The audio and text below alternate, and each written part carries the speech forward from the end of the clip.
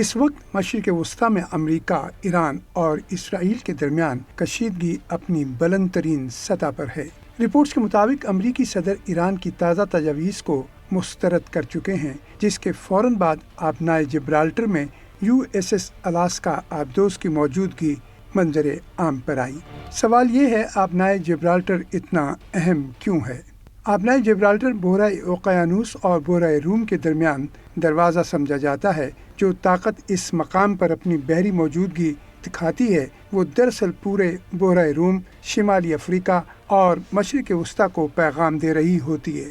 اگر ایک امریکی جوہری آبدوز یہاں ظاہر ہو تو اس کے کئی ممکنہ مقاصد ہو سکتے ہیں: ایران کو نفسیاتی دباؤ میں لانا، نیٹو اتحادیوں کو یقین دہانی کرانا، اسرائیل کو اسٹریٹجک پشت پناہی دکھانا، روس اور چین کو سیکنڈ اسٹرائک یاد دلانا۔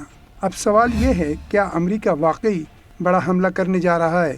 یہ سوال اس وقت پوری دنیا میں زیر بحث ہے۔ اس کے جواب میں 3 بڑے امکانات سامنے آتے ہیں۔ صرف طاقت کا مظاہرہ یہ سب سے مضبوط امکان سمجھا جا رہا ہے۔ امریکہ اکثر جنگ سے پہلے اپنی عسکری قوت کو نمایاں کرتا ہے تاکہ مخالف نفسیاتی دباؤ میں آ جائے۔ جوہری آبدوز کی ظاہری موجودگی بذات خود ایک سیاسی پیغام ہے۔ ہم تیار ہیں، مگر ابھی آخری فیصلہ نہیں ہوا۔ بعض ماہرین اسے ڈیٹرنس سگنلنگ قرار دے رہے ہیں۔ امریکہ پہلی مشرق وسطی میں اپنے جنگی جہاز، کیریئر گروپس، F-35 طیارے اور میزائل دفاعی نظام بڑھا چکا ہے۔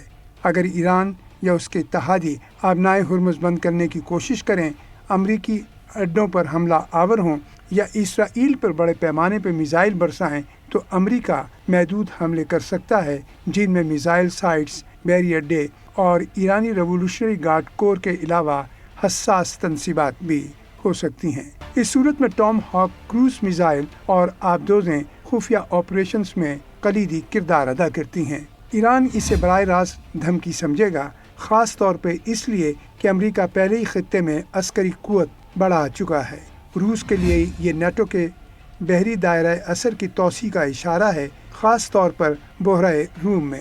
چین اس صورتحال کو امریکہ کی گلوبل فورس پروجیکشن کے طور پر دیکھے گا، مگر وہ فی الحال براہ راست مداخلت سے گریزاں ہے۔